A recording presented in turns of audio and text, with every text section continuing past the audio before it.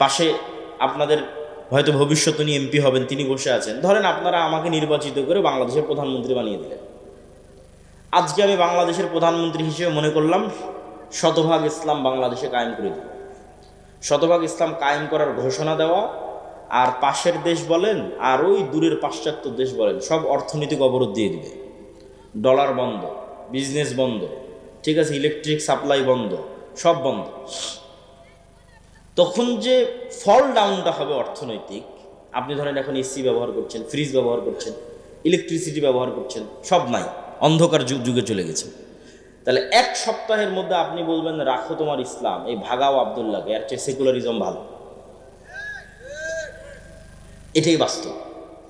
তাহলে আপনি যদি চান যে না ইসলাম বিজয়ী হোক, অন্তত 20% মানুষ, 30% মানুষ, 40% মানুষ, 50% মানুষের ইমানটা লাগবে ইয়াকিনের স্তরে, নাহলে কোনো মায়ের বেটার পক্ষে সম্ভব নয় যে কিছু করবে। মানুষই মেরে তাড়িয়ে দেবে, অথবা যারা বলতেছে আমরা করব ওরা কম্প্রোমাইজ করবে, বাস্তবটা করবে না, ছাড় দিবে। বাস্তবটা করতে চাইলে দেশের মানুষের ইমান বিল গাইবে ইয়াকিন লাগবে। আল্লাহ সূরা বুরুজে একটা ঘটনা উল্লেখ করেছেন যে ধরেন পীরগঞ্জের সব মানুষকে আজকে বলা হলো তোমরা যদি ইমান না ছাড়ো তাহলে সামনে জ্বলন্ত আগুন আছে, এখানে ঝাঁপ দিতে হবে। এটাই কিন্তু সূরা বুরুজের ঘটনা। সূরা বুরুজে পুরো একটা এলাকার মানুষ মুসলমান হয়ে গেছে, বাদশাহ বলছে ইসলাম ত্যাগ না করলে সামনে আগুন জ্বালিয়ে রেখেছে, সব ওখানে ঝাঁপ দাও, নাহলে ইসলাম ত্যাগ করে ফিরে আসো। তো পুরো একটা জাতি ওই আগুনের মধ্যে স্বেচ্ছায় ঢুকছে আর জ্বলে মরে যাচ্ছে, ঢুকছে আর জ্বলে মরে যাচ্ছে। এমনকি মা তার কোলের সন্তান সহ আগুনের মধ্যে ঢুকে জ্বলে মরে গেল। তো ওদের কথা বর্ণনা করতে গিয়ে আল্লাহ কোরআনে বলছে ওয়ামা নাকামু মিনহুম ইল্লা আইয়ুমিনু বিল্লাহিল আজিজিল হামিদ, যে এই যে পুরো একটা এলাকাকে, পুরো পীরগঞ্জকে আগুনের মধ্যে জ্বালিয়ে দেওয়া হলো, এর একটাই কারণ যারা আল্লাহর উপর ঈমান এনেছে। এটা সূরা বুরুজের কথা।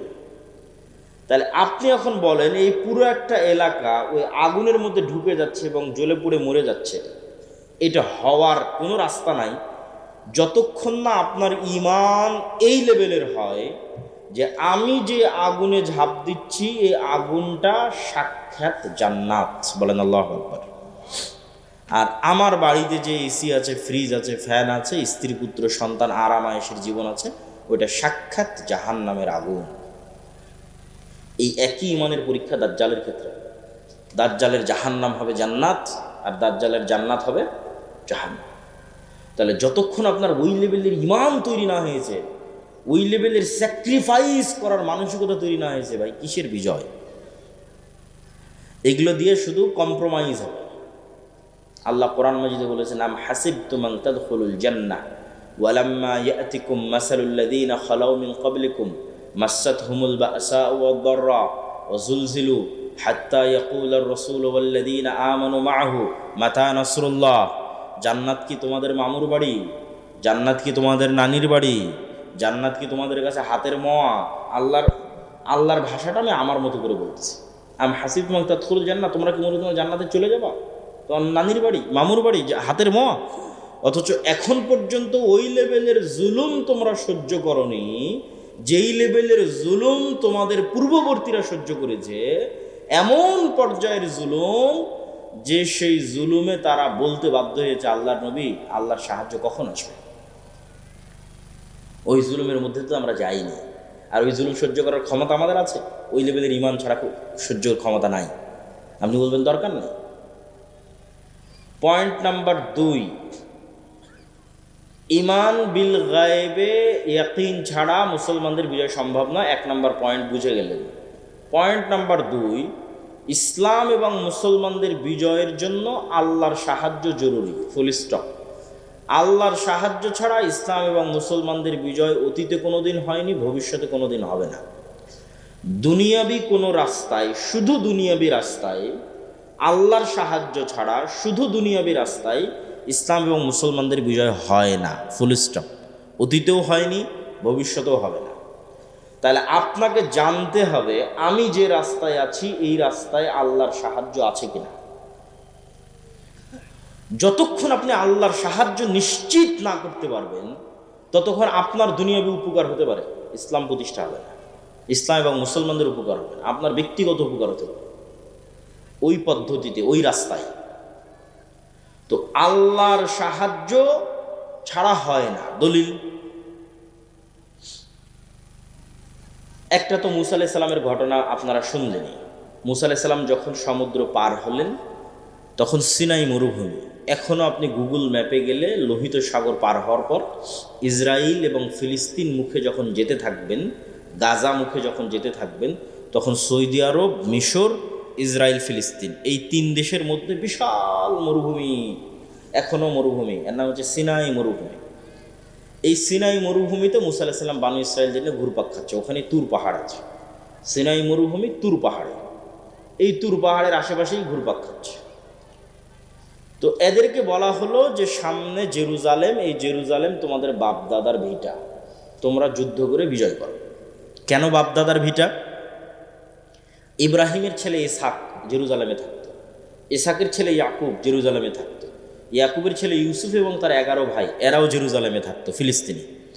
ইউসুফ যখন মিশরে চলে গেল, বাকি 11 ভাই এবং পিতা সহ মাতা সহ সবাই যখন মিশরে চলে গেল, তখন ফিলিস্তিন ছেড়ে দেরা মিশরে চলে গেল। মিশরে সরকারের পরিবর্তনের কারণে এরা গোলাম হয়ে গেল, ফেরাউন ক্ষমতায় আসলো, এরা গোলাম। এদের গোলামি চলল 300 বছর, 400 বছর। 300-400 বছর পর এদেরকে গোলামি থেকে মুক্তি দেওয়ার ব্যবস্থা আল্লাহ করতেছে মুসা আর হারুনের মাধ্যমে। এই মুসা আর হারুন ইব্রাহিমেরই সন্তান, ইসহাকেরই সন্তান, ইয়াকুবেরই সন্তান, ইউসুফ এবং তার 11 ভাইয়েরই সন্তান। তাহলে এদের বাপদাদার বাড়ি কোনটা হলো? জেরুজালেম। মিশরে তো ওরা পরে গেছিল। তো আল্লাহ বলছে ঠিক আছে, এখন তোমরা জেরুজালেমে যুদ্ধ করে বিজয় করো।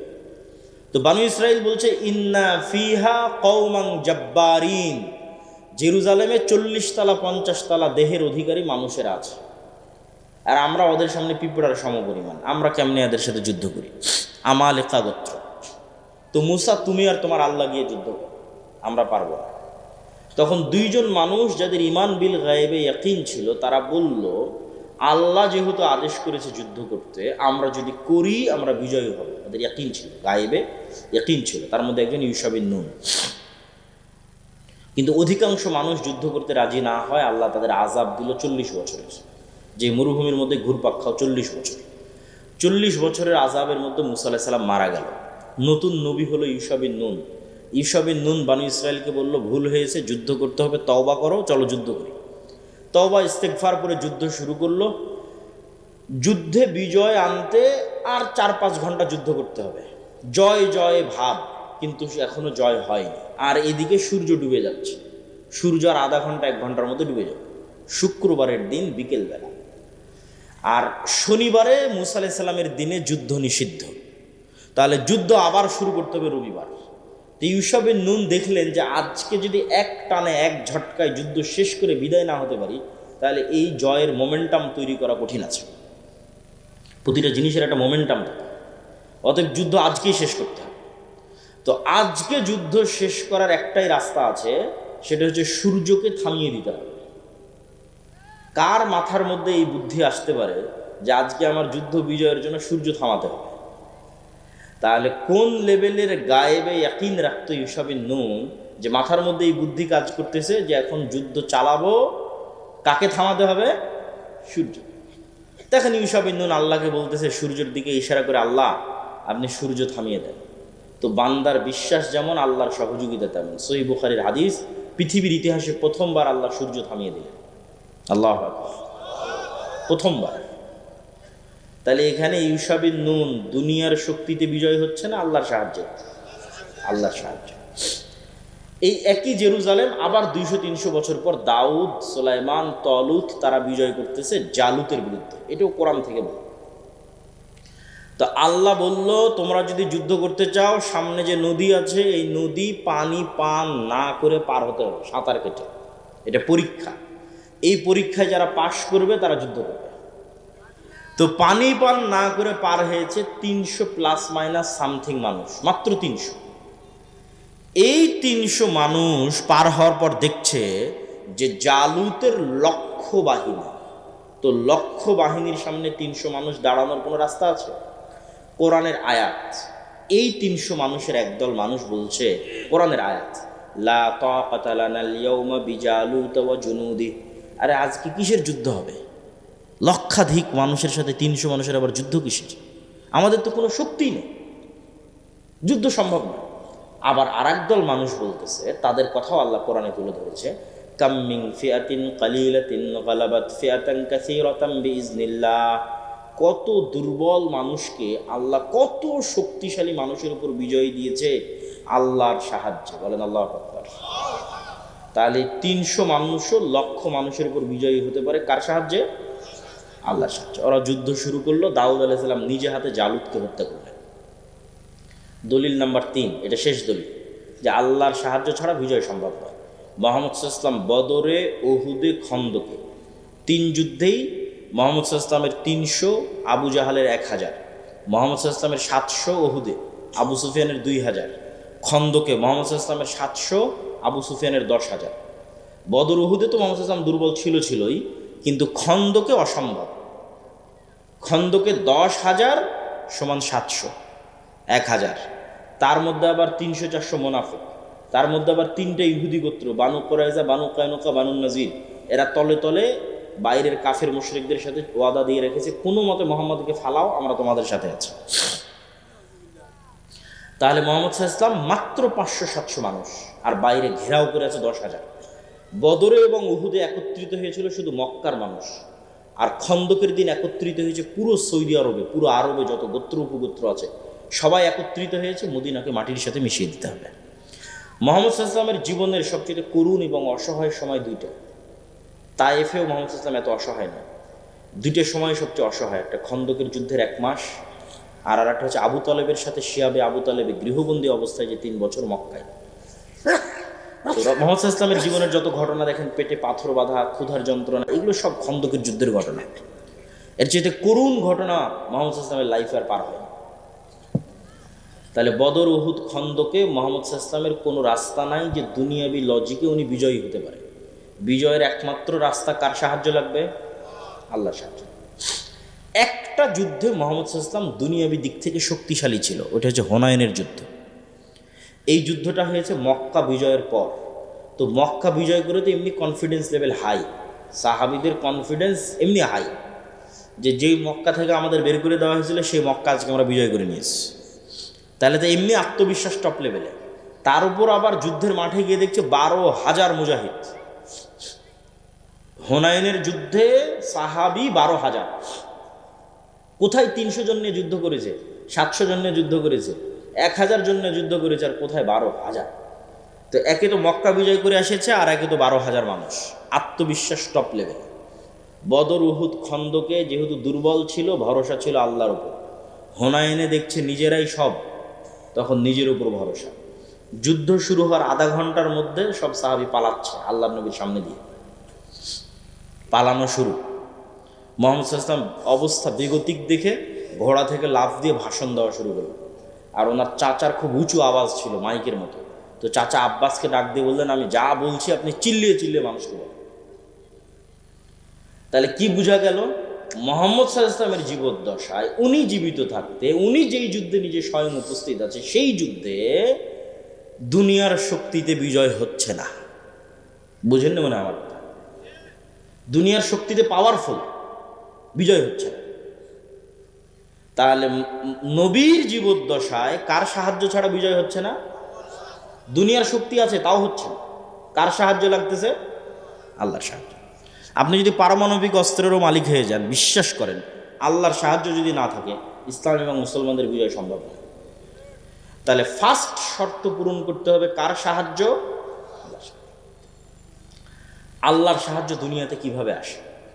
আল্লাহর সাহায্য পৃথিবীতে নেমে নিয়ে আসার টেকনোলজি কি, সিস্টেম, পদ্ধতি কি, কোন টেকনোলজি ইউজ করলে আসমানি সহযোগিতা পৃথিবীতে নামে? তার একটা টেকনোলজি হচ্ছে সৎ আমল। সৎ আমলের মধ্যে সবচেয়ে পাওয়ারফুল হচ্ছে সালাত। সালাতের মধ্যে সবচেয়ে পাওয়ারফুল হচ্ছে রাতের সালাত। বুঝেন? তাহলে আসমান থেকে সহযোগিতা দুনিয়াতে নেমে আসবে, তার সবচেয়ে পাওয়ারফুল ওয়ে হচ্ছে রাতের সালাত। বদরের যুদ্ধের আগের দিন মুহাম্মদ সাল্লাল্লাহু আলাইহি ওয়াসাল্লাম এত লম্বা রাতের সালাত, বদরের যুদ্ধের দিন তার তাঁবুর মধ্যে খিমার মধ্যে হাত উঁচু করে এমন দোয়া, চোখের অঝোর ধারা পানি, যে আবু বকর রাদিয়াল্লাহু তাআলা আনহু পর্যন্ত ক্লান্ত হয়ে গেছে যে আরে আপনি তো নবী, আপনার কাছে সবসময় জিবরাইল আসে, আল্লাহ তো আপনাকে বিজয় করবেই, এত লম্বা রাতের সালাতের কি দরকার, এত লম্বা দোয়ার কি দরকার?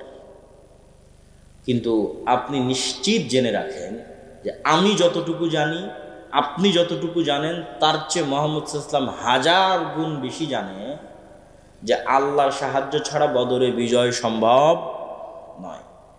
ঠিক আমার এবং আপনার চেয়ে মুহাম্মদ সাল্লাল্লাহু আলাইহি ওয়াসাল্লাম আরো লক্ষ কোটি গুণ বেশি জানে যে আল্লাহর সাহায্য পৃথিবীতে আনার রাস্তা হচ্ছে সালাত, সালাতের মধ্যে রাতের সালাত। তাহলে এখন সামারি কি, রেজাল্ট কি, যেটা আমি আপনাকে বলতে চাচ্ছি যে নবী মুহাম্মদ পৃথিবীর সর্বশ্রেষ্ঠ নবী হওয়ার পরেও বিজয়ের জন্য রাতের সালাতের মুখাপেক্ষী, লম্বা রাতের সালাতের মুখাপেক্ষী। আর আমি আপনি গুনাহগার হওয়ার পরও, নবী না হওয়ার পরও রাতের সালাত বহু দূরের কথা, 5 ওয়াক্ত সালাত আদায় না করেও শুধু ভোট দিয়ে নাকি ইসলাম বিজয় হয়ে যাবে, সম্ভব নয়। যতক্ষণ মানুষ সালাত আদায় না করেছে ততক্ষণ আল্লাহ বিজয় দেবে না। আর যতক্ষণ আপনার ইমান বিল গায়েবে ইয়াকিন তৈরি না হয়েছে, যতক্ষণ আপনি আল্লাহর সাহায্য আনতে না পেরেছেন, আপনি চিন্তা করলেন যে শুধু দুনিয়ার রাস্তাতেই আমি কৌশল এবং পদ্ধতি অবলম্বন করব, করতে করতে মন্দিরও কয়দিন পর বানিয়ে দেওয়া লাগতে পারে, কয়দিন পর মন্দিরে আপনি মূর্তিও বানিয়ে দিলেন, পূজাতেও অংশগ্রহণ করলেন, ওইটা দিয়ে আপনি আল্লাহ সুবহানাহু ওয়া তাআলার সাহায্য আনতে পারবেন না। ওইটা যখন আপনার মাথার মধ্যে ঢুকে গেছে যে দুনিয়ার রাস্তায় একমাত্র রাস্তা, তখন এই রাস্তায় মানুষ চলে। আর যখন ইমান বিল গায়বে ইয়াকিন থাকবে, আল্লাহর সাহায্য নিয়ে আসার চিন্তা থাকবে, তখন পদ্ধতি হবে ভিন্ন, তখন রাস্তা হবে ভিন্ন। তাহলে আসমান থেকে সহযোগিতা আনতে পারে এরকম টেকনোলজির একটা বড় টেকনোলজি হচ্ছে সালাত। দেখেন, যুদ্ধের মাঠে আল্লাহর নবী সালাত আদায় করতে বলছে সাহাবীদেরকে, ওই সালাতের নাম সলাতুল খৌফ, যে অর্ধেক অর্ধেক ভাগ হয়ে যাবে, একদল যুদ্ধ চালাবে, পাহারা দিবে, আর একদল সালাত আদায় করবে। এখন যুদ্ধে বিজয়ের জন্য দুনিয়ার লজিক বলে সবাই মিলে যুদ্ধ করলেই তো ভালো, যত বেশি অস্ত্র ব্যবহার করব তত ভালো। সেখানে যুদ্ধের মধ্যে শক্তি ক্ষয় হলেও বলা হচ্ছে সালাত আদায় করো। তাহলে রেজাল্ট কি? রেজাল্ট হচ্ছে মুসলমানদের বিজয় কার সাহায্য ছাড়া হবে না? আল্লাহর সাহায্য হবে না। তাই তোমার কাছে পারমাণবিক বম থাক আর অস্ত্র থাক আর তরবারি থাক, সেটা দেখে লাভ নেই। তোমাকে আগে প্রথম শর্ত পূরণ করতে হবে যে কার সাহায্য লাগবে? আল্লাহর সাহায্য। আর আল্লাহর সাহায্য পৃথিবীতে নামিয়ে আনতে পারে একটাই মাধ্যম, সেটা হচ্ছে সালাত। এটা মিস দেওয়া যাবে না। যার সালাত মিস হয়ে গেছে ও আল্লাহর গন্তি থেকে বের হয়ে গেছে, আল্লাহর কাউন্টের মধ্যে নাই। এখন বেনামাজি কোথায় পড়ে মারা গেল, কোথায় তার কি হলো, এটা আল্লাহ সুবহানাহু ওয়া তাআলা দেখবেন না।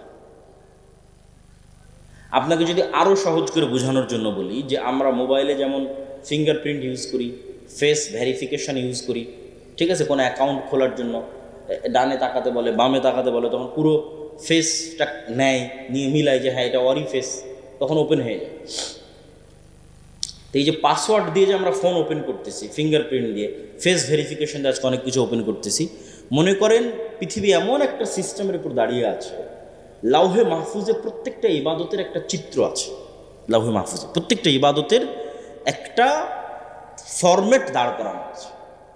আপনি যখন ওই ফরম্যাট পৃথিবীতে নেওয়া শুরু করেন, তখন একটা আরেকটার সাথে যখন মিলে যায়, তখন অটোমেটিক ওপেন হয়ে যায়। পাসওয়ার্ড মিলে গেছে, দরজা খুলে গেছে, এখন সাহায্য আসা শুরু হবে। ওই জন্য ওই সেম ফরম্যাটে দাঁড়াতে হবে, সেম ফরম্যাটে সিজদা, রুকু, ঠিক আছে। এইটা ভেরিফিকেশন, পাসওয়ার্ড, ওইখানে যেখানে যেটা মুহাম্মদ সাল্লাল্লাহু আলাইহি ওয়াসাল্লাম বলেছে সেখানে সেটা বলতে হবে। আপনি ওইটা বলবেন, ওইভাবে দাঁড়াবেন, আল্লাহ সুবহানাহু ওয়া তাআলার সাহায্য নামার রাস্তা অটোমেটিক ওপেন হয়ে যাবে। বলেন আল্লাহু আকবার। সালাতের সাথে আপনার সম্পর্ক নাই তো আপনার সাথে আল্লাহর সম্পর্ক নাই বাবা। তাহলে আপনি ওই যে মিছিল, মিটিং, নারায়ে তাকবীর এগুলো দিয়ে সব কিছু দিয়ে ইসলামের বিজয় হবে না। পয়েন্ট নাম্বার 3, গোলামি থেকে মুক্তির জন্য আল্লাহর সাহায্য আসমান থেকে আনার একটা রাস্তা বললাম সালাত, আর একটা রাস্তা হচ্ছে সকাল সন্ধ্যার জিকির। ফরজগুলো তো করতেই হবে, অতিরিক্ত দুটা, একটা রাতের সালাত, একটা সকাল সন্ধ্যার জিকির। সকাল সন্ধ্যার জিকির কি? সকাল সন্ধ্যার জিকির এমন এক পাওয়ারফুল টেকনোলজি, শক্তি, প্রযুক্তি, পৃথিবীর এমন কোনো অসম্ভব নাই যা সম্ভব হবে না জিকির দিয়ে। There is nothing is impossible. পৃথিবীতে এমন কিছুই অসম্ভব নয় যেটাকে সম্ভবে পরিণত করা সম্ভব নয় জিকির দিয়ে। দলিল ছাড়া কথা বলবো। মুসা আলাইহিস সালাতু ওয়াস সালাম ফেরাউনের কাছে যাবে, এটা এক আশ্চর্য। মুসা আলাইহিস সালাম জিতবে, ফেরাউন পরাজিত হবে, আর চেয়ে আশ্চর্যের ঘটনা পৃথিবীতে ঘটেনি, ভবিষ্যৎ আর ঘটবে না। তো মুসা আলাইহিস সালামকে যখন আল্লাহ বলছে যাও ফেরাউনের কাছে, তখন ওখানে কোরআনের একটা আয়াত আছে, ওয়ালা তানিয়া ফি জিকরি। মুসা, ফেরাউনের কাছে যাচ্ছ ঠিক আছে, দায়িত্ব নিয়েছো ঠিক আছে, আমাকে জিকির স্মরণ করতে যদি ভুলে যাও তাহলে তোমাকে যে যে জিনিসগুলো দেওয়া আছে এগুলো কাজ করবে না। যে লাঠি ছাড়লে আর সাপ হলো না, লাঠি সমুদ্রে মারলা আর রাস্তা তৈরি হলো না, মানে আর ফাংশন করতেছে না। তো চার্জ তো ঠিক রাখা লাগবে, চার্জ ঠিক না রাখলে ওপেন হবে কেমনে, ফাংশন করবে কেমনে? ওইটা ঠিক রাখার জন্য তোমাকে সব সময় আল্লাহর জিকিরে ব্যস্ত, বলা তানিয়া ফি জিকরি, আমাকে ভোলা যাবে না, আমার জিকির করতে হবে। আমার জিকির যদি করো সব ওকে। কত বড় বাদশা ফেরাউন, সেটা দেখার দায়িত্ব আল্লাহর, ওটা তোমার না। তখন বিশাল সমুদ্রের মধ্যে রাস্তা তৈরি হয়ে যাবে। জাকারিয়া আলাইহিস সালাতু ওয়াস সালাম মারিয়ামকে দেখে আল্লাহর কাছে দোয়া করতেছে, হুনালিকা দাআ জাকারিয়া রাব্বাহ, যে আল্লাহ এই মারিয়াম এত ভালো মেয়ে, আমার যদি এরকম একটা ছেলে থাকতো, যেমন এখন অনেক মানুষ মনে করতেছে যে উসমান হাদি যেরকম সাহসী, এরকম যদি আমাদের একটা সন্তান হতো। তো আল্লাহর সাথে সাথে জাকারিয়া আলাইহিস সালামকে বললেন ঠিক আছে তোমার সন্তান হবে। এখন জাকারিয়া আলাইহিস সালামের নিজেরই আর বিশ্বাস হয় না যে সন্তান হবে, কেন না ওনার বয়স হয়ে গেছে 90-100 বছর বয়স, দাড়ি পেকে গেছে, চুল পেকে গেছে, স্ত্রী বন্ধা, চেয়েছেন ঠিক আছে, হবে কেন? তখন উনি পাল্টা আল্লাহকে বলতেছে আল্লাহ হবে যে, এটার কিছু চিহ্ন বলেন, আলামত বলেন। তো আল্লাহ বলছে চিহ্ন এবং আলামত হচ্ছে তুমি সকালে সন্ধ্যায় আমার জিকির করবে। বলেন আল্লাহ। কোরআন পূর্ণ হয়ে আছে সকাল সন্ধ্যার জিকিরের কথা দিয়ে, বুকরাতা ওয়া আসিলা বিল আশি ওয়াল ইবকার বিল গুদুবি ওয়াল আসাল ক্বাবলা গুরুবিশ শামসি ক্বাবলা তুলুইশ শামসি ক্বাবলাল গুরুব, এগুলো কোরআনের আয়াত। তো জিকির কেন পাওয়ারফুল, এটার লজিকটাও আপনাকে ভেঙে দিই। জিকির পাওয়ারফুল কেন বুঝার জন্য বলতেছি, এইভাবে কোরআন এবং হাদিস আসছে এটা না, বুঝার সুবিধার্থে উদাহরণ দিচ্ছে। জিকির মনে করেন সাউন্ড টেকনোলজি, একটা টেকনোলজি যেটা শব্দ নির্ভর। এখনকার টেকনোলজি আলো নির্ভর, ওয়েভ নির্ভর। ওই যার ক্যামেরা লাইভ চালাচ্ছে, ওর আমাদের কম্পিউটার কাজ করতেছে, আমাদের মোবাইল কাজ করতেছে, মাইকটা বাজতেছে, লাইটগুলো চলতেছে, সব ওয়েভ, আলো নির্ভর টেকনোলজি। তো জিকির হচ্ছে শব্দ নির্ভর টেকনোলজি। শব্দ সবচেয়ে পাওয়ারফুল, কেননা সকল কিছুর সৃষ্টি শব্দ। আল্লাহ সুবহানাহু ওয়া তাআলা আসমান জমিন সৃষ্টি করেছেন কুন ফায়াকুন, শব্দ, আওয়াজ। আবার সব ধ্বংস হয়ে যাবে ইসরাফিলের বাঁশির আওয়াজে ধ্বংস হয়ে যাবে। মানে আসমানকে এমন একটা সিস্টেমের উপর ডেভেলপ করা আছে যে ও ইসরাফিলের বাঁশির আওয়াজ বুঝতে পারবে, বাঁশির আওয়াজ রিসিভ করবে, রিসিভ করার মাত্র ফেটে যাবে, চৌচির হয়ে যাবে। সূর্যকে এমনভাবে সেট করা আছে ও আওয়াজ বুঝে। এরা সবাই আওয়াজ বের করে এবং আওয়াজ বুঝে। আল্লাহ কোরআনে বলছেন এটা গায়েব, আল্লাহ জানিয়েছেন। এই গায়েবটা আমি আপনাকে জানাচ্ছি, আল্লাহ জানিয়েছেন কোরআনে। ইউসাব্বিহু লিল্লাহি মা ফিস সামাওয়াতি ওয়া মা ফিল আরদ, আসমান জমিন এবং তার মধ্যে যা কিছু আছে, এই মাইকও, এই পানির বোতলও, এই গায়ের জামাও, এই প্যান্ডেলও, এরা সব 24 ঘন্টা আল্লাহর তাসবিহ পাঠ করতেছে। এটা গায়েব, কেউ জানে না, আল্লাহ কোরআনে জানিয়েছে। এই গায়েবের উপর যখন আপনি ইয়াকিন রাখবেন, আপনার গোলামি থেকে মুক্তির রাস্তা শুরু হয়ে গেছে কিন্তু। আর এই গায়েবের উপর ইয়াকিন না থাকলে আপনি আগাতে পারবেন না। তাহলে 1 নম্বর হচ্ছে গায়েবের উপর ইয়াকিন লাগবে। তাহলে এরা তো 24 ঘন্টা শব্দ বের করছে, মানে আমি যে শব্দ বলবো এই শব্দ এরা বুঝবে। আমি যদি বলি সুবহানাল্লাহি ওয়া বিহামদিহি সুবহানাল্লাহিল আযীম, তাহলে সব শুনতেছে, যতদূর পর্যন্ত শুনতেছে এরা প্রত্যেকটা কিয়ামতের মাঠে সাক্ষী দিবে। আল্লাহু আকবার। মুয়াজ্জিনের মাইকের আজান যতদূর পর্যন্ত যাবে এরা সবগুলো সেভ করে, রেকর্ড, শুনে, আন্ডারস্ট্যান্ড করে, ফিল করে, সব এরা কিয়ামতের মাঠে সাক্ষী দেবে। এই জন্য জিকির মোস্ট পাওয়ারফুল, কেন সাউন্ড টেকনোলজি মোস্ট পাওয়ারফুল।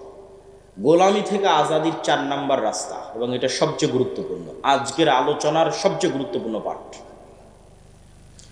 এই একটা সমস্যা যদি আমরা সমাধান করে ফেলতে পারি, যেটা এখন বলবো, আলাদা করে কোনো আন্দোলন করা লাগবে না, আলাদা করে মিছিল মিটিং লাগবে না, আলাদা করে ভোট লাগবে না, সারা বাংলাদেশ একদিনে ইসলামপন্থী হয়ে যাবে, একদিনে ইসলামের বিজয় হয়ে যাবে। সেই রাস্তাটা কি? ইসলামের বিজয় মানে আপনি কি বুঝেন, এটা আগে আপনাকে বুঝতে হবে। আপনি যদি মনে করেন ইসলামের বিজয় মানে এই পুরো পীরগঞ্জের মানুষ আজকে সবাই সালাত আদায় করবে, এই পুরো পীরগঞ্জের মহিলারা আজকে থেকে পর্দা করবে, তাহলে আপনি এখনো সঠিক বুঝটা অর্জন করতে পারেন। ধরেন এই পুরো পীরগঞ্জের মানুষ সবাই মসজিদে আজ কাল ফজর থেকে সালাত আদায় করবে, এটাও ইসলাম এবং অনেক জরুরি কর্তব্য। আজকে থেকে সকল মহিলারা পর্দা করবে, কিন্তু এই নামাজি মানুষরাই, এই পর্দা করা মহিলারাই একজন আরেকজনের উপর জুলুম করে, একজন আরেকজনের টাকা মেরে খায়, একজন আরেকজনকে ধোকা দেয়, একজন আরেকজনকে মিথ্যা বলে। তাহলে কি এখানে ইসলাম প্রতিষ্ঠা হয়েছে? এইটা যেই দিন বুঝতে পারবেন সেই দিন বুঝবেন যে ইসলাম প্রতিষ্ঠা হওয়া মানে কি।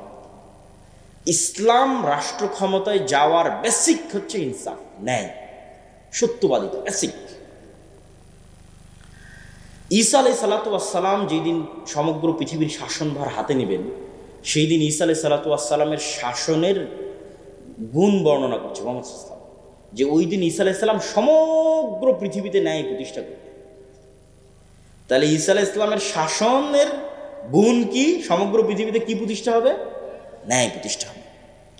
তাহলে আমরা তো সারা বাংলাদেশে 90% মুসলমান, এই 90% মুসলমানের দেশে আলাদা করে ইসলাম প্রতিষ্ঠা করার প্রয়োজনই নাই। যদি 90% মুসলমানের দেশে সবাই আজ থেকে বলে যে আমি ন্যায় প্রতিষ্ঠা করব, সত্যবাদী হব, আলাদা করে কিছু করা লাগবে না, 80% ইসলাম প্রতিষ্ঠিত হয়ে যাবে।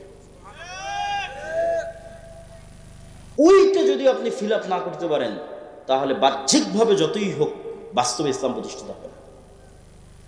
তাহলে এবং ওই গুণটা, আমরা যে দুর্নীতির মধ্যে আছি, ধোঁকাবাজির মধ্যে আছি, 2 নম্বরই রাস্তার মধ্যে আছি, এটা গোলামির গুণ,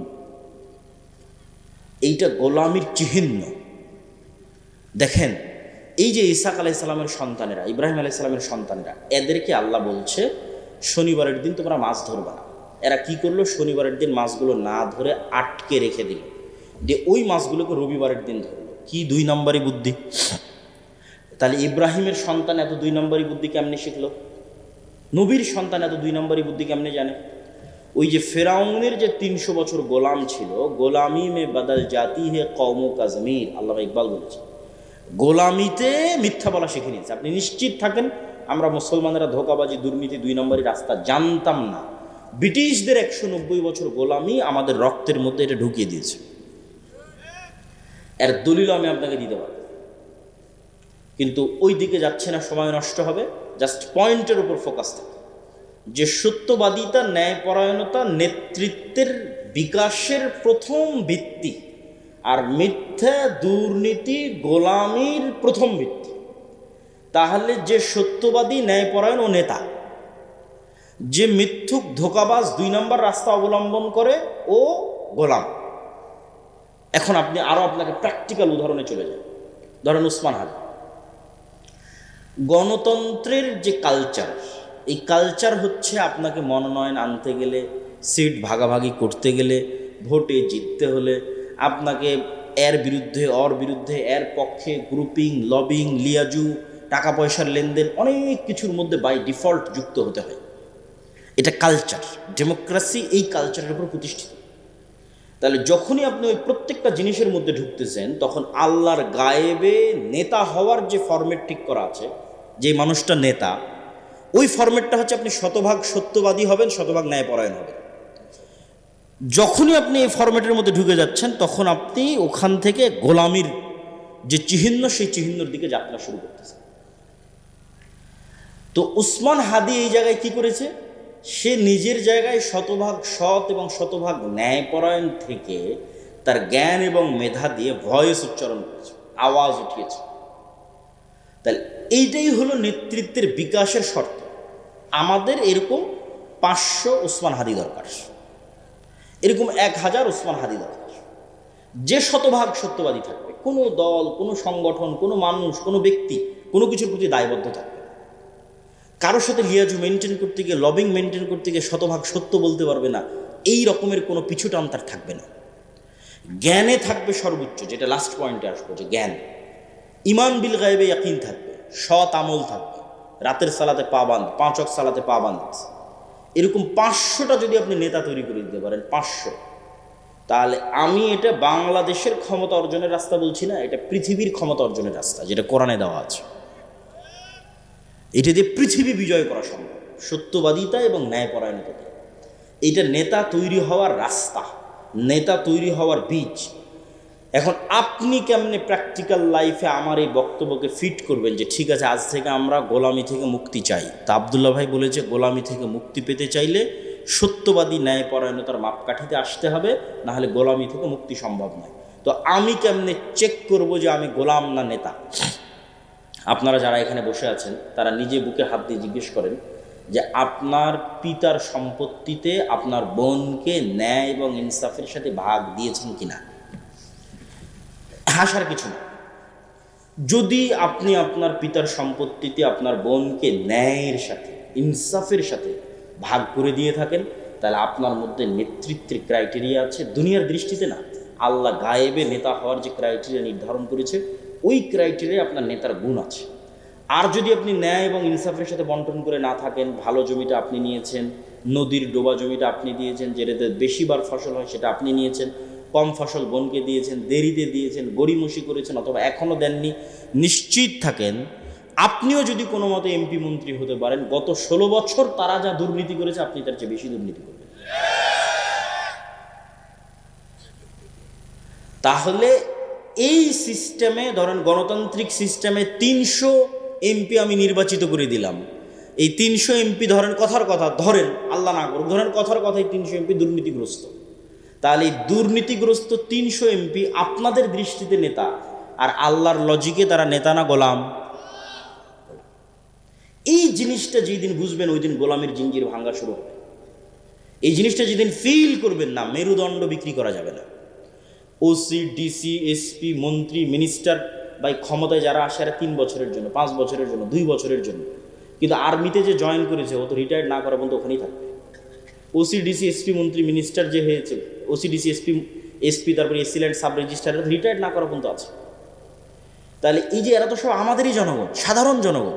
আর এক দলকে আপনি মিথ্যুক, দুর্নীতিবাজ, অমুক দলেই তুমুক দলেই, সব তো আমরাই নিজেরাই দুর্নীতিবাজ।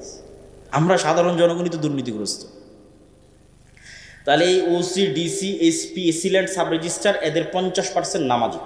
আমার কথাটা বুঝে, আমার আইডিয়া যে 50% নামাজি, এদের 70% ওমরা করে, হজ করে, এদের 100% বিভিন্ন মসজিদ, মাদ্রাসা, ইসলামী সম্মেলনের সভাপতি, প্রধান অতিথি, বিশেষ অতিথি, 100%। কিন্তু ওই ওসি, ওই ডিসি, ওই এসপি, ওই এসিল্যান্ড, ওই সাব রেজিস্ট্রার যখন তার চেয়ারে বসতেছে, তখন সে আমানতের খেয়ানত করতেছে। তাহলে এখন তার মধ্যে ইমান ঢুকেছে, সে কি বুঝলো ইসলাম কি? এটাই তো আমরা বুঝাইতে পারলাম না ইসলাম কি। মুহাম্মদ সাল্লাল্লাহু আলাইহি ওয়াসাল্লামকে আল্লাহ সুবহানাহু ওয়া তাআলা নামাজ শিখালো 53 বছর বয়সে। মক্কা থেকে হিজরত করারও 2 বছর পর সালাত, সিয়াম, হজ, যাকাত শেখানো হয়েছে। বয়স তখন 53-52 বছর বয়স। তাহলে এই 13 বছর 10 বছর কি শিখালো আল্লাহ? এই 13 বছর 10 বছর প্রকৃত ইমানদার বানিয়েছে। এক কালবের মধ্যে লা ইমানা লিমান লা আমানাতা লাহু, এক কালবের মধ্যে আল্লাহর উপর ইমান, আবার মিথ্যা ধোঁকাবাজি 2 নাম্বারই থাকতে পারে না। এটা আল্লাহর নবীর হাদিস। তাহলে যে কালবে ইমান আছে দাবি করছে, বাহ্যিক 5 ওয়াক্ত সালাত দিয়ে দেখাচ্ছে আমি মুসলমান, হজ এবং ওমরা করে দেখাচ্ছে আমি মুসলমান, কিন্তু ওর চেয়ারে যখন বসতেছে তখন ন্যায় করতে পারতেছে না, দুর্নীতি করতেছে, 2 নম্বরই রাস্তা অবলম্বন করতেছে, ধোঁকাবাজি করতেছে, মিথ্যা বলতেছে, ওয়াল্লাহি আল্লাহর কসম, আল্লাহর নবীর হাদিস অনুযায়ী সে মুনাফিক। ইজা হাদ্দাসা কাযাবা ওয়া ইজা ওয়া'আদা আখলাফা ওয়া ইজা তুমিনা খানা, কথা বললে মিথ্যা বলে, ওয়াদা করলে ভঙ্গ করে, যে দায়িত্ব দেওয়া হয়েছে আমানতের খেয়ানত করে। তাহলে পুরো দেশ একদিনে 80% ইসলাম বাস্তবায়ন হয়ে যাবে। দেশের এসি, ওসিল্যান্ড, সাব রেজিস্ট্রার, এরা তো কেউ হিন্দু নয়, সব তো মুসলমান, সব তো আমরাই, সব তো আপনাদের সন্তান, আপনারাই। তাহলে পুরো দেশে একদিনে 80% ইসলাম বাস্তবায়ন হয়ে যাবে যদি আমরা বলি আমার মেরুদণ্ড, আমার মেধা, আমার মাথা, আমার সিদ্ধান্ত টাকার কাছে বিক্রি করব না। 2 নম্বরই রাস্তা অবলম্বন করব না। যেটা সৎ, যেটা ন্যায়, যেটা সত্য, সেটা যদি আমার দলের বিরুদ্ধেও যায় তবুও বলবো, শেষ। সেটা যদি আমার নেতার বিরুদ্ধেও যায় তবুও বলবো। এই একটা মূল মানদণ্ডে আমাদের ভবিষ্যৎ প্রজন্মকে গড়ে তুলতে হবে। আমাদের ভবিষ্যৎ প্রজন্ম যারা বসে আছে তাদের শপথ নিতে হবে যে আমরা কিছুই না শিখতে পারি, অন্তত ওসমান হাদির কাছে এইটা অন্তত শিখি যে আমাদের মেরুদণ্ড বিক্রি করা যাবে না, পৃথিবীর যেখানেই থাকি না কেন, যে অবস্থাতেই থাকি না কেন। এটা হলো নেতা হওয়ার শর্ত, রাস্তা। 4 নম্বর পয়েন্ট, যেটা দিয়ে বক্তব্যের শেষের দিকে চলে যাব। তার আগে মধ্যখানে একটু বিরতি নেই। সেই বিরতি হচ্ছে, আজকে আপনাদের সামনে এখানে এসেছি, এই সম্পর্কটা যদি একদিনের সম্পর্ক হয়, এই সম্পর্কের ভ্যালু নাই। সম্পর্কটা যদি স্থায়ী পার্মানেন্ট হয়, ভ্যালু আছে। পার্মানেন্ট হবে কিভাবে? ওই যে আপনার আগের বক্তা, আমার আগের বক্তা বলে গেল মক্তব। আমরা মাদ্রাসা দিয়ে 2% ছেলে মেয়েকে দিন শেখাতে পারবো, আর মসজিদে মক্তব করে 100% মুসলমানের সন্তানকে দিন শেখানো যাবে। তাহলে 100% মুসলমানের সন্তানকে দিন শেখানোর একটাই রাস্তা, মসজিদে শিক্ষা ব্যবস্থা তৈরি করা, শিক্ষাকে সর্বোচ্চ গুরুত্ব দেওয়া। আপনি জালসা করে টাকা তুলে এসি কিনছেন, টাইলস কিনতেছেন, ওই এসি ওই টাইলস বাজারে বিক্রি করে দিয়ে মক্তবের শিক্ষকের বেতনের ব্যবস্থা করেন। আর আমরা মক্তবের সিলেবাস তৈরি করেছি, ট্রেনিং দিচ্ছি, প্রায় 700-এরও অধিক মসজিদের মক্তবের শিক্ষক আমাদের কাছে ট্রেনিং নিয়েছে। এবার এনটিভিতে আমাদের মক্তবের উপর জাতীয় প্রতিযোগিতা রমজান মাসে আয়োজিত হতে যাচ্ছে। এটাতে কোনো খরচ নাই। আপনার ইমাম সাহেব যাবে, যাতায়াত খরচ আমাদের, থাকবে খাবে, থাকা খাওয়া খরচ আমাদের। তাকে ট্রেনিং দিয়ে আমাদের সিলেবাস বুঝিয়ে দিয়ে আপনার মসজিদে পাঠাবো, সে আপনার সন্তানকে এই দিন, এই আদর্শ, এই আকীদা, এই কোরআন শিক্ষা দেবে। এটাতে আমরা প্রজন্ম তৈরি করব, সৎ ন্যায়পরায়ণ আমানতদার প্রজন্ম তৈরি করাই হচ্ছে ইসলামের বিজয়। এটা আমাদের বুঝতে হবে। 2 নম্বর হচ্ছে, আমরা যে পত্রিকা মাসিক আল ইতিসাম, প্রতি মাসে আমি অন্তত 3টে লেখা লিখি মাসিক আল ইতিসাম। এত ব্যস্ততার মতো সম্পাদকীয় লিখি, মিন্নাতুল বাড়ি লিখি, স্বাভাবিক একটা প্রবন্ধ লিখি। এটা আপনাদের আজকের একদিনের 100 বাদামের দামের চাইতেও, বা 100 বাদামের যা দাম তার মতো। তাহলে প্রতিদিনের নাস্তার যা দাম, মাসে একটা পত্রিকার তা দাম। 3 নম্বর, আমরা যে বইগুলো লিখি, যেমন আজকে আপনার এখানে যা আলোচনা করছি, ঈমান বিল গায়েবের উপর আমার বিস্তর আলোচনা আছে, ফেরেশতার উপর, ফেরেশতার অস্তিত্বের উপর, শয়তানের অস্তিত্বের উপর, ফেরেশতা এবং শয়তান কিভাবে কাজ করে তার উপর, রূহ এবং নাফস কিভাবে কাজ করে তার উপর, এগুলো সব গায়েবের আলোচনা। এগুলো সব আল্লাহর পথে যাত্রা এই বইয়ের মধ্যে আছে। প্রত্যেক মুসলমানকে আমি মনে করি এই বইটা পড়া উচিত। প্রত্যেক মসজিদে, প্রত্যেক স্কুল, কলেজ, ইউনিভার্সিটিতে পাঠ চক্র হওয়া উচিত এই বইটার উপর। অন্তত সপ্তাহে একদিন, অন্তত 2 পৃষ্ঠা, অন্তত সপ্তাহে একদিন, অন্তত 2 পৃষ্ঠা। বইয়ের নাম হচ্ছে আল্লাহর পথে যাত্রা। আরও যে বই পুস্তকগুলো আছে, 1000 ফতোয়ার একটা বই আছে, শাইখ আব্দুর রাজ্জাক সালাত এবং দোয়ার বই আছে, এগুলোকে মূল্যায়ন করা। আমাদের আজকের বক্তব্যের শেষ পয়েন্ট, শিক্ষা এবং জ্ঞান। তার আগে ভূমিকা। আপনার মোবাইলের যেমন ফাংশন আছে না, ফ্ল্যাশ লাইট বাটনের যে ফাংশন, ওই ফাংশনে চাপ দিলে ফ্ল্যাশ লাইট জ্বলতেছে, ক্যামেরায় চাপ দিলে ক্যামেরা অন হচ্ছে। এখন ক্যামেরায় যদি মুসলমান চাপ দেয়, তো মোবাইল কি বলবে, মুসলমান তোর জন্য আমি অন হব না? এটা বলবে নাকি? মোবাইলকে যেই ফাংশনের উপর ডেভেলপ করা আছে, মুসলমান ইউজ করলেও কাজ করবে, হিন্দু, বৌদ্ধ, ইহুদি, খ্রিস্টান ইউজ করলেও কাজ করবে। বোঝা যায় কথা? এবার আসেন, আল্লাহ এই পৃথিবীকে একটা ফাংশনের উপর ডেভেলপ করেছে। আল্লাহর কিছু নির্ধারিত ফাংশন আছে। তো সেই ফাংশনের একটা ফাংশন হচ্ছে আল্লাহ ক্ষমতা, এই যে ক্ষমতা, এটার বাটন দিয়ে দিয়েছে জ্ঞানের কাছে। ক্ষমতা অর্জিত হবে, এটার বাটন, কোন বাটন চাপলে অর্জিত হবে? একটু বলেন না যে কোন বাটন? জ্ঞান। একটু জোরে বলেন, কোন বাটন? জ্ঞান। এখন জ্ঞানের বাটন চাপলে ক্ষমতা অর্জিত হবে। এই জ্ঞানের বাটন যদি ইহুদি চাপে, খ্রিস্টান চাপে, ক্যামব্রিজ এবং অক্সফোর্ডে বসে, আর এই পীরগঞ্জের মুসলমানের সন্তান free fire, PUBG, TikTok, YouTube, Netflix, বিড়ি, সিগারেট, বিপিএল, আইপিএলের জুয়া, অনলাইন বেটিং, নেশা, girlfriend, boyfriend, WhatsApp chatting, mobile chatting, যত সময় নষ্টের রাস্তা আছে প্রত্যেক সময় নষ্টের রাস্তায় ব্যস্ত আছে পীরগঞ্জের মুসলমান। আর ইহুদি আর খ্রিস্টান ব্যস্ত আছে জ্ঞানের বাটন চাপার জন্য। তখন আল্লাহ ইহুদি খ্রিস্টানকে বলবে, থাম থাম, তোদের ক্ষমতা দিব না, আমার একটা মদঘর জুয়াখোর বান্দা আছে, ওকে ক্ষমতা দিব। আল্লাহ তার রুল ব্রেক করে না। ওই ইহুদি যে ফ্ল্যাশ লাইট বাটন, ওই ইহুদি ওই খ্রিস্টান জ্ঞান অর্জন করতেছে, ও নেতা হবে। এভাবে পৃথিবীটাকে ফাংশন করা আছে, ডেভেলপ করা আছে। আর ওই নেশাখোর, মদঘর, জুয়াখোর মুসলমানের সন্তান, পীরগঞ্জের সন্তান, এরা সব গোলাম হবে, গোলাম। এদের বয়স যখন 30-35 বছর হবে, গোলামের আর একটা আলামত হচ্ছে এরা প্রবাসীকে কামলা থাকবে। গোলামের আর একটা আলামত হচ্ছে যারা সৌদি, কুয়েত, কাতার, বাহরাইন প্রবাসে যাবে না, এরা হচ্ছে অবৈধ উপায়ে লিবিয়া হয়ে ওই ভূমধ্যসাগর পার হয়ে ইউরোপে যাবে। সব মিথ্যা ডকুমেন্টস দিয়ে নাগরিকত্ব নেওয়ার চেষ্টা করবে, মিথ্যা ওয়াদা, মিথ্যা কথা, মিথ্যা সাক্ষ্য এবং মিথ্যা তথ্য দিয়ে বেনিফিট নেবে। পুরো লাইফটা মিথ্যার উপর ভরপুর, গোলামির চিহ্ন, গোলামের লাইফ। তারপরে আবার কয়দিন পর আমেরিকা থেকে বলবে এই সব প্রবাসী যারা আসছে অভিবাসন প্রত্যাশী, সবার হাতে জিঞ্জির দিয়ে, পায়ে জিঞ্জির দিয়ে বিমানে করে বাংলাদেশে নামিয়ে দিয়ে যাচ্ছে। রিপোর্ট পড়ে দেখেন। ইউরোপেও শুরু হয়েছে অভিবাসন বিতাড়নের আন্দোলন, আমেরিকাতে চলছে। তাহলে এগুলো হচ্ছে আমাদের গোলামির চিহ্ন বহন করে। এই গোলামি থেকে বাঁচার রাস্তা কি বাবা? জ্ঞান অর্জন করতে হবে, পড়তে হবে, এর বাইরে আর কোনো রাস্তা নেই। ইহুদিরা চায় যে মুসলমানেরা নেশা এবং জুয়ায় ব্যস্ত থাক। কেননা নেশা এবং জুয়ায় ব্যস্ত যে তাকে গোলাম বানানো সহজ। ধরেন এই ওসমান হাদি যদি নেশাগ্রস্ত হতো, জুয়াখোর হতো, এ কি টকশোতে এসে মানুষের সামনে এসে প্রশ্ন করত? প্রশ্ন করত। আর ওই প্রশ্নকে মানুষ ভয় পায়, তখন গুলি করে উড়িয়ে দিয়েছে। তাহলে ওই প্রশ্ন করবে না যদি সবাই জুয়াখোর, নেশাখোর হয়।